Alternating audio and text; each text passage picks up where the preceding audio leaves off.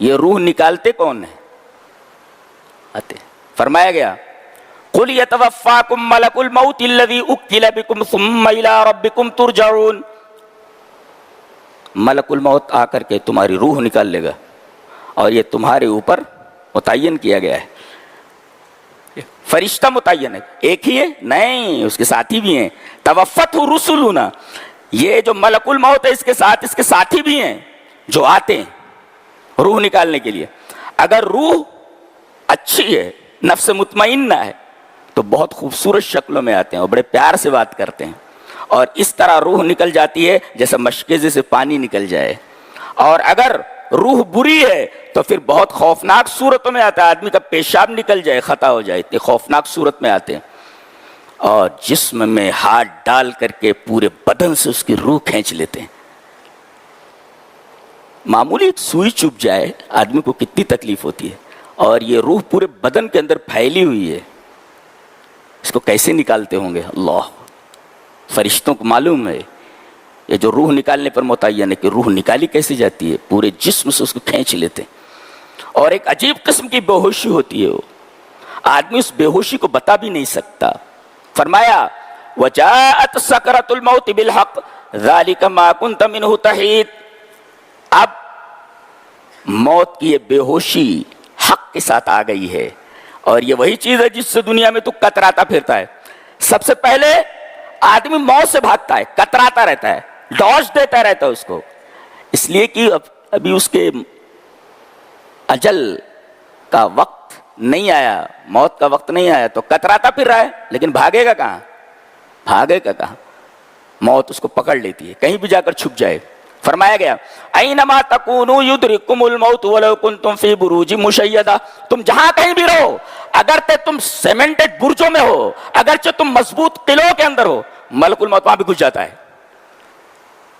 بڑے بڑے ڈاکٹر، بڑے بڑے سائنسداں جنہیں اپنے فن کے اوپر بڑا ناز ہے، ان کے سامنے سے موت کا فرشتہ اٹھا کر کے لے کر چلا جاتا ہے.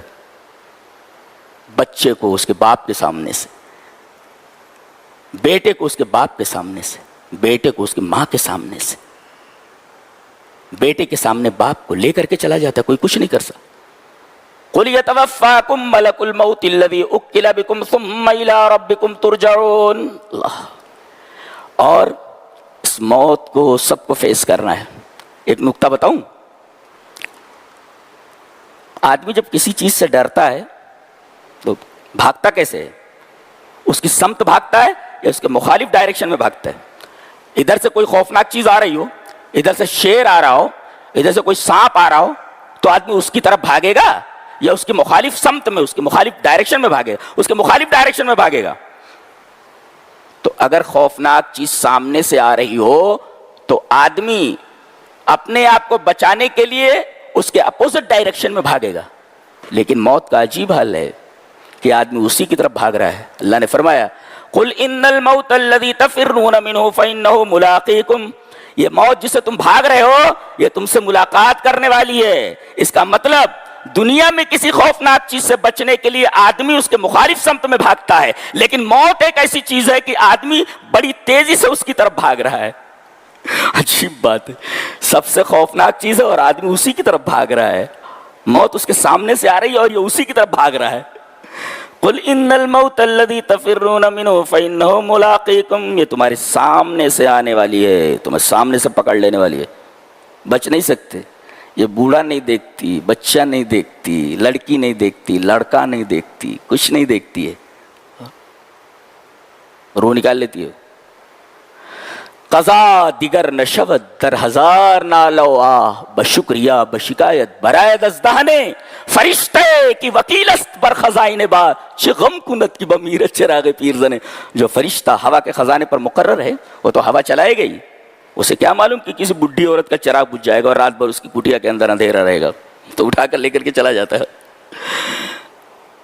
کسی کے اوپر رحم نہیں کرتا ہے، اس لیے کہ اللہ نے جس چیز پر اسے متعین کیا ہے بلا اعتراض کیے ہوئے اور بلا نکیر کیے ہوئے چپ چاپ یہ فرشتے اللہ کی بات مانتے رہتے ہیں. تم کہیں بھی رہو یہ موت تمہیں جا کر کے پکڑ لے گی.